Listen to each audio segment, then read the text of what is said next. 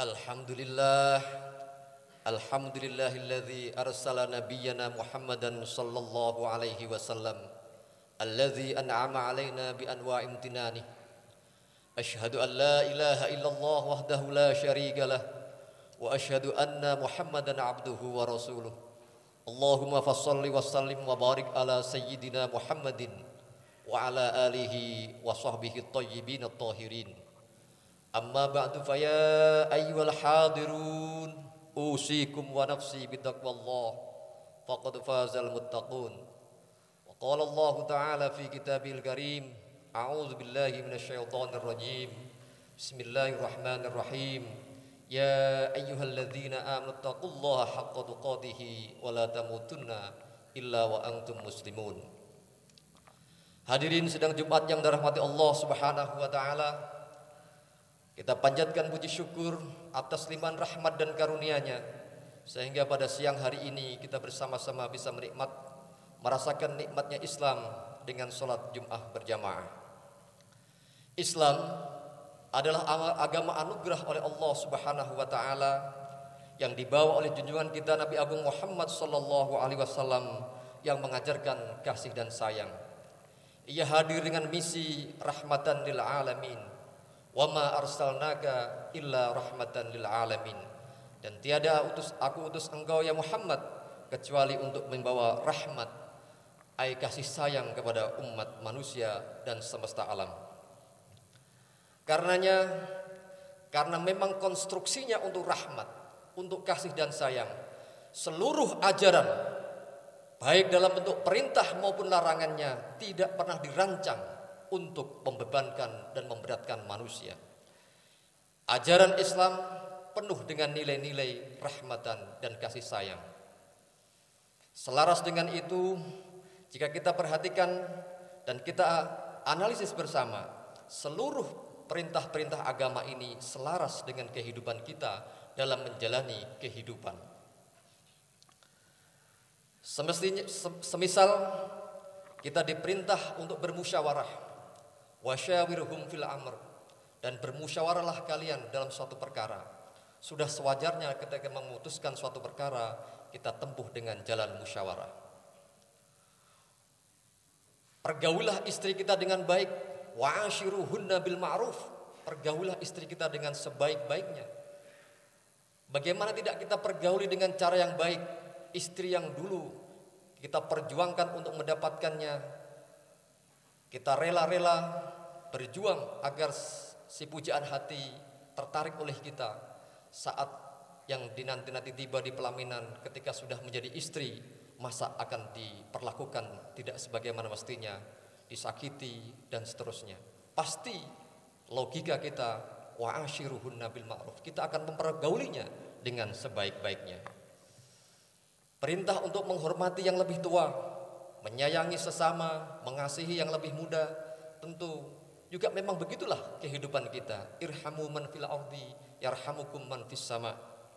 Berlaku jujur dan amanah, tidak marah-marah, la taghdab. Semuanya konstruksi kehidupan kemanusiaan kita sejalan dengan nafas Islam yang dibawa oleh Rasulullah sallallahu alaihi wasallam. Berbuat baiklah kalian sesama tetangga. Man kana yu'minu billahi wal yaumil akhir, kata Rasulullah, falyukrim jarahu, maka hendaknya memuliakan tetangganya. Orang terdekat kita di rumah adalah tetangga. Saat kesulitan tiba, yang paling mungkin kita ajak untuk kerepotan adalah tetangga. Sudah sewajarnya Rasul mengingatkan agar kita senantiasa berbuat baik kepada tetangga. Dan seterusnya, jika kita perhatikan tanpa embel-embel perintah dan larangan pun dalam Islam, kewajiban dan larangan seterusnya adalah kepatutan yang seharusnya kita jalani dalam menjaga kehidupan di dunia ini. Islam mengajak kita untuk hidup sesuai dengan kodrat dan fitrahnya menjadi manusia. Karena itu, sungguh beruntung kita termasuk dalam keluarga besar Islam yang mendapat anugerah nikmat iman dan Islam ini. Islam yang memang disampaikan kepada manusia, bukan kepada yang lain. Disampaikan kepada kekasihnya yang manusia, yakni Nabi Muhammad SAW, yang sangat manusia, mengerti manusia, dan memanusiakan manusia. Bagaimana gak mengerti? Sebentar lagi kita memasuki bulan puasa. Diterangkan dalam berbagai riwayat dan hadis, puasa itu dimulai waktu dari subuh, fajar shodiq sampai azan maghrib. Dan seperti tahu keinginan manusia, sunnahnya berpuasa adalah mengakhirkan waktu sahur dan mempercepat waktu berbuka puasa. Jadi kalau kita berpuasa, maka menjadi sunnah kalau kita sahurnya mendekati waktu imsak, dan sangat dianjurkan mendapat pahala sunnah begitu azan maghrib 3 kita langsung berbuka puasa. Ini seperti tahu memang begitulah, supaya kantong kita lebih banyak siap menghadapi puasa, maka diakhirkan sahurnya. Tapi begitu waktu azan tiba, tidak disarankan, bahkan makruh hukumnya kalau kita mengakhirkan waktu berbuka. Tidak, saya mau dapat pahala yang lebih, saya mau buka puasa jam 10 malam. Ini justru dapat makruh, tidak dianjurkan oleh agama. Jadi segala perintah dan larangan yang kita pahami, yang kita lakukan dalam Islam ini sungguh selaras dengan kemanusiaan kita. Apalagi kalau kita perhatikan hadis Rasulullah SAW dari riwayat Imam Bukhari dan Muslim, dari sahabat Abu Hurairah, beliau bersabda, "Fa idza amartukum bi syai'in fa'tu minhu mastata'tum wa idza nahaitukum an syai'in fajtanibuh." Jika aku perintahkan atas sesuatu kepadamu, lakukanlah semampumu. Wa idza nahaitukum, dan jika aku larang kalian atas sesuatu kepadamu, fajtanibuhu, wajib ditinggalkan.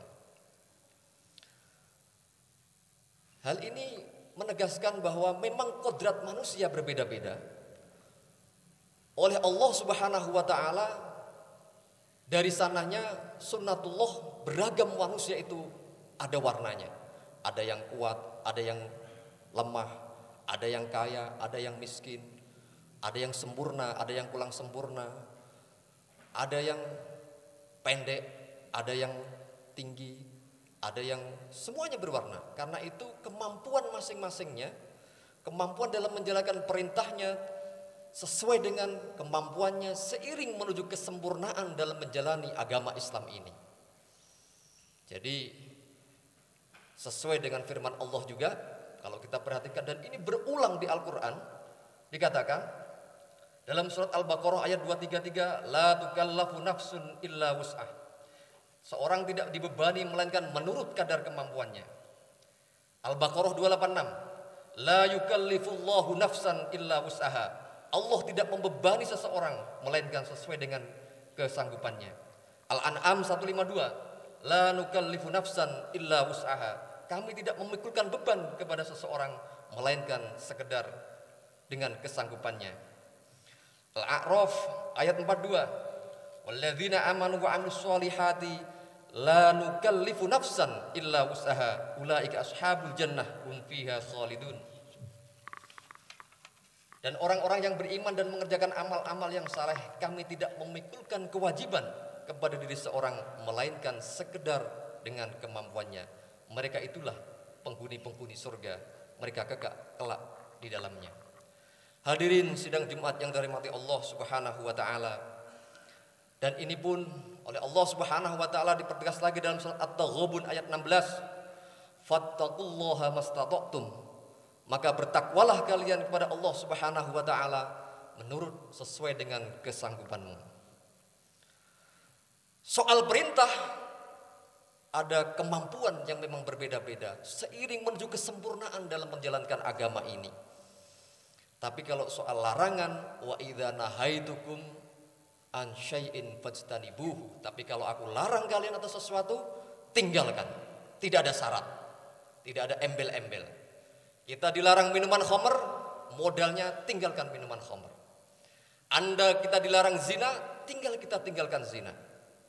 Tanpa modal, kalau kita mencari sesuatu perempuan yang di luar hak kita, kita malah repot-repot mengeluarkan uang. Kalau kita mau mabuk-mabukan, kita harus beli minum-minuman keras yang mungkin mahal harganya. Soal larangan, tegas. Dilarang untuk menghibah, tinggal kita jaga mulut kita supaya tidak keluar omongan di luar perintah agama. Kita dilarang menghardik, jaga mulut kita supaya yang keluar dari kita adalah falyakul khairon, berkatalah yang baik. Pendek kata, kalau agama melarang, Rasul redaksinya tinggalkan. Tidak ada kata-kata yang memberikan kelonggaran bagi kita. Tapi kalau orang mau berproses menuju Allah Subhanahu wa taala, itu dimulai dengan semampunya. Ada orang yang baru masuk Islam, maka dia dibina, diarahkan sehingga pelan-pelan makin mencintai Islam, berislam dan menuju kesempurnaannya. Tapi kalau dilarang, maka kita tinggal meninggalkan. Karena memang tidak ada syarat, tidak ada rukun yang membebankan kita, yang menjadikan kita untuk mengamini segala larangan tersebut. Hadirin sidang Jumat yang dirahmati Allah Subhanahu wa taala, Rasulullah sallallahu alaihi wasallam juga mengecam kepada mereka yang berlaku ekstrim dalam beragama. Sebagaimana sabda beliau dari Ibnu Mas'ud, riwayat Muslim, beliau bersabda, halakal mutanatti'un, halakal mutanatti'un, halakal mutanatti'un. Celakalah mereka yang berlebih-lebihan. Diulang sampai 3 kali. Celakalah mereka orang-orang yang berlebih-lebihan dalam beragama. Maka saat bersamaan, kalau kita mengeksploitasi agama kita, yang justru akan seolah-olah memperberat agama kita, atas nama agama kita memperberat yang oleh Allah Subhanahu wa taala memang dirancang untuk tidak memperberat. Yang ada bukan malah meninggikan agama yang kita cintai, namun justru semakin merendahkan agama yang kita cintai ini. Allah Subhanahu wa taala berfirman dalam Al-Baqarah 185, yuridullah bikumul yusra wala yuridu bikumul usra. Sungguh Allah mengajak kita beragama ini menjadi mudah, bergembira dan tidak takut. Tidak diinginkan kita ke dalam kesusahan. Kita mesti memahami dan mengerti bahwa memang setiap manusia memiliki peran dan tanggung jawab sendiri yang berproses menuju kesempurnaan beribadah kepada Allah Subhanahu wa taala. Misi Islam rahmatan lil alamin yang diemban oleh umat muslim sesuai dengan peran dan tugas yang diterima kita sebagai khalifah di muka bumi. Allah menciptakan hambanya dengan variasi tugas dan tanggung jawab. Fungsi, peran satu dengan yang lainnya berbeda. Sudah sunatullah, manusia itu berbeda-beda. Tidak bisa kita samakan satu dengan yang lainnya. Karenanya dalam berusaha menjadi hamba Allah yang soleh, dalam ketaatan kepada Allah Subhanahu wa taala, tidaklah sama antara satu dengan yang lain. Kesalehan ritual, hakullah, dan juga kesalehan sosial, hablum minan nas. Sebagaimana kita sampaikan, menjaga hubungan dengan Allah Subhanahu wa taala lebih mudah dibandingkan kita menjaga dan membina hubungan antara sesama manusia. Menuju soleh ritual dan menuju soleh sosial. Secara etimologi, soleh berasal dari akar kata soluha yang berarti baik, pantas atau patut dan tidak rusak. Artinya, orang yang soleh berarti seorang yang berperilaku baik, pantas atau patut dan terhindar dari kerusakan atau berperilaku buruk. Sebagai muslim, kesalahan ini terukur dari seberapa besar ketaatan dan kepatuhan kita dalam menjalankan ibadah dan ajaran agama. Seberapa pantas dan patut peran dan tanggung jawab yang dimiliki manusia dalam dimensi saleh, baik saleh sosial maupun saleh ritual.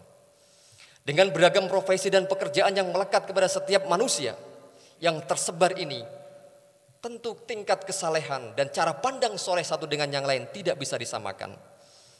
Ada yang jadi akademisi, guru, dosen, ada yang jadi politisi, tentara, aparatur sipil negara, dewan, pengacara, buruh, karyawan, petani, wira swasta, pedagang, sopir, dokter, ustadz, dan selainnya. Ada pemuka agama, kiai, ustadz, ada para sinias, ada para penulis, ada seniman, budayawan, hakim, jaksa, dan para pemimpin-pemimpin yang lain, baik dari level RT, lurah, camat, wali kota, gubernur, hingga presiden. Semua bertanggung jawab sesuai dengan profesi dan amanah yang dipikulnya masing-masing. Kalau kita mau fair, tentu tingkat kesalehan seorang pemimpin tidak akan sama dengan kesalehan seorang rakyatnya. Antara seorang pedagang beda dengan seorang sopir. Tidak bisa seragam kadar kesolehan manusia ini. Kadar seorang kiai yang memang kerjaannya mengaji, baca Quran, mulang, mencerdaskan. Kalau ukuran kesalehannya sama dengan yang para akademisi, nggak fair. Para kiai memang punya waktu banyak untuk berzikir. Tiap hari dia membaca kitab, tiap hari baca Quran. Seorang akademisi tiap hari bacanya jurnal, mencari celah bagaimana terobosan-terobosan ilmu pengetahuan, produk-produk yang semakin bermanfaat manusia. Ketika disandingkan kalau ukurannya hanya sekedar ngaji, taklim, nggak adil. Maka kalau ukuran soleh begitu, maka surga akan dimonopoli oleh ustadz dan kiai. Bagaimana dengan nasib para petani, pedagang, dan seterusnya? Maka ketika seoleh pedagang bukan berarti meninggalkan kewajiban pokok yang sholat 5 waktu, yang tertera dalam rukun Islam, bukan. Tapi kesalehan-kesalehan yang lain sesuai dengan kadar dan kemampuan profesi yang dianutnya. Seorang jaksa, seorang polisi, seorang researcher tentu berbeda dengan kacamata kiai yang harus husnudzon, ustadz yang harus husnudzon. Kalau kita sedang berprofesi menjadi reserse, penyidik, kacamata kita menjadi kacamata suudzon. Supaya apa? Menemukan penjahat. Setiap kali penjahat tertangkap, Pak polisi resersenya selalu berhusnudzon. Oh, ini maksudnya enggak menjahat. Ini maksudnya enggak mencuri. Ini maksudnya adalah demi ini. Enggak ketemu penjahatnya. Maka ukuran kesalehan satu dengan yang lain sesuai dengan profesinya harus kita terapkan. Sehingga kita menjadi pantas ngepasi dengan profesi kita. Sekala menjadi seorang PNS, birokrat, dalam menjalani rakyatnya, tidak mungkin disama-samakan satu dengan yang lain. Saat antrian panjang, surat sedang menumpuk, ternyata karena memahami saleh tadi adalah harus sholat yang rajin, ngaji yang banyak. Saat kerja dia tinggalkan kerjaannya, padahal antrian untuk mengurus surat sedang panjang, ditanya kemana petugasnya? Sedang sholat duha, Pak. Tidak hanya 2 rakaat sholatnya panjang, ditambah zikir dan sengaji dulu. Tentu ini berlawanan dengan semangat profesi kesalehan. Karena kesalehan kita justru setiap peribadahan kita, setiap laku hidupan kita yang kita niatkan kepada Allah Subhanahu wa taala. Kita niatkan ibadah karena Allah Subhanahu wa taala, tercatat ternilai sebagai amal ibadah kita yang insya Allah diberi pahala oleh Allah Subhanahu wa taala. Justru kesalehan yang seperti itu yang sepertinya semu meninggalkan makna soleh itu sendiri. Ada hadis Rasulullah Shallallahu Alaihi Wasallam yang menyebutkan kam min amalin yatasawwaru bi amali dunya summa yasiru bi amil akhirah bi husnin niyah. Banyak sekali amal-amal ibadah yang kelihatannya tampak amal dunia. Summa yasiru bi amil akhirah, tapi menjadi amal akhirat karena bagusnya niat. Dan sebaliknya, kam min amalin yatasawwaru bi amil akhirah, banyak sekali amal-amal perbuatan yang kelihatannya amal akhirat. Ngaji, beribadah, taklim, membantu dan seterusnya. Summa yasiru bi amali dunya, dan menjadi amal dunia bisu niyah, karena buruknya niat. Hadirin sidang Jumat yang dirahmati Allah Subhanahu wa taala, berniat dan menjaga kehidupan kita ini penting, karena memang dari sanalah kita menentukan kualitas kehidupan kita. Innamal a'malu binniyat, sesungguhnya setiap perbuatan ini bergantung dari niatnya. Bekerja dengan sepenuh hati, dengan keikhlasan, kita menjadi yang terbaik, kita berikan yang terbaik. Sebagai dosen kita tunjukkan dengan karya penelitian kita tunjukkan karya-karya terbaik kita. Insya Allah itulah ladang amal soleh kita sebagai seorang profesi dosen, seorang profesi akademisi, peneliti yang menghasilkan peradaban dunia untuk kemaslahatan dan kemanfaatan umat. Tidak dibalik. Nanti yang politisi jadi akademisi, yang akademisi jadi politisi dan seterusnya. Kita berprofesi pantas sesuai dengan profesi dan tugas kita. Dalam arti lain menjadi profesional yang dilandasi niat ibadah karena Allah Subhanahu wa taala. Mudah-mudahan kita termasuk menjadi orang-orang yang mendapat rahmat dan pertolongan Allah Subhanahu wa taala. Dijadikan hati kita menjadi hati-hati yang ikhlas beribadah karena Allah Subhanahu wa taala. Dan kita tentu berdoa dan berharap kita bisa memataskan diri menjadi pribadi-pribadi yang bersoleh, dengan soleh yang sebenar-benarnya, soleh yang ritual maupun soleh yang sosial. Barakallahu li wa lakum fil Qur'anil azim wa nafa'ani wa iyyakum bima fihi minal ayati wadzikril hakim wa taqabbalallahu minni wa minkum tilawatahu innahu huwal ghafurur rahim.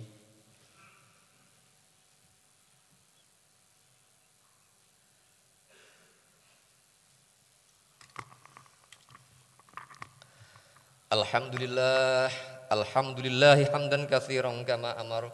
Wa asyhadu an la ilaha illallah wahdahu la syarikalah wa asyhadu anna Muhammadan abduhu wa rasuluh an-nabiyul mu'tabar. Allahumma shalli wa sallim ala sayyidina Muhammadin wa ala alihi wa ashabihi wa man tabi'ahum bi ihsanin ila yaumiddin.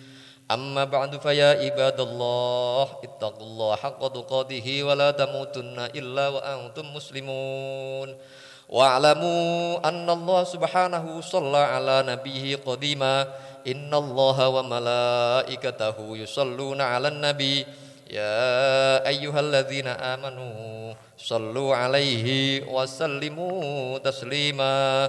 Allahumma salli ala sayyidina Muhammad wa ala ali sayyidina Muhammad kama sallaita ala sayyidina Ibrahim wa ala ali sayyidina Ibrahim wa barik ala sayyidina Muhammad wa ala ali sayyidina Muhammad kama barakta ala sayyidina Ibrahim wa ala ali sayyidina Ibrahim fil alamin innaka Hamidum Majid. Allahumma ighfir lil mu'minina wal mu'minat wal muslimina wal muslimat al ahya'u minhum wal amwat. Allahumma a'izzil islam wal muslimin wa adrish syirka wal musyrikin wansur ibadakal muwahhidiyata wansur man nasaraddin wa khudul man khadalal muslimin wa dammir a'da'ad-din wa ali kalimatika ila yaumiddin.